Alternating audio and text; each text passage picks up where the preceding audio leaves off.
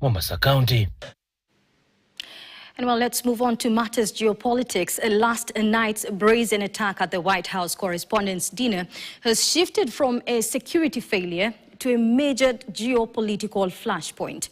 Investigators are now probing whether the assault on U.S. President Donald Trump was a direct retaliation for his high-stakes refusal to engage in talks with Tehran.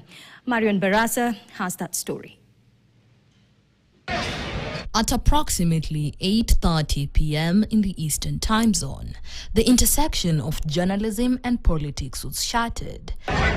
Just as guests were awaiting the president's remarks, a lone gunman attempted to storm a primary security checkpoint just outside the main ballroom. Chaos erupted inside the ballroom as cabinet ministers, including Education Secretary Linda McMahon and OMB Director Russell Vought, were rushed out as tactical teams swarmed the stage to shield the president. Federal agents have now identified the suspect as 31-year-old Cole Thomas Allen of Torres from California.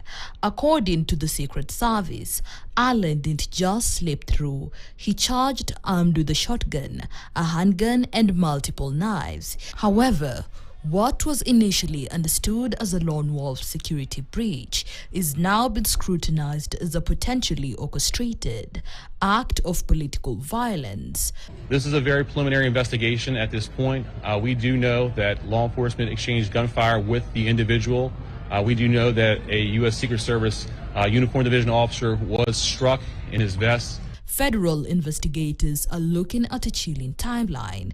Just days ago, President Trump stood in the Rose Garden, flatly rejecting a de-escalation summit with Iranian officials, citing a lack of respect from the regime.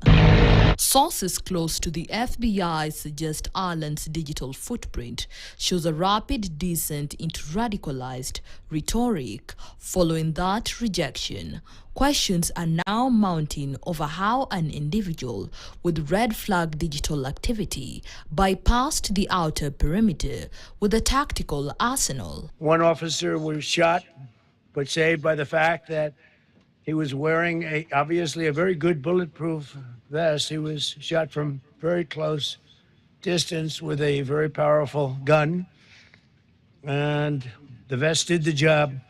I just spoke to the officer and he's doing great.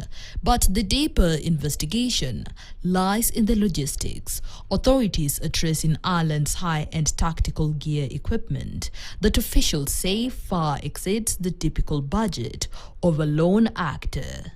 The FBI's counterterrorism division is now analyzing encrypted messages sent from Allen's device in the hours following the failed Iran talks.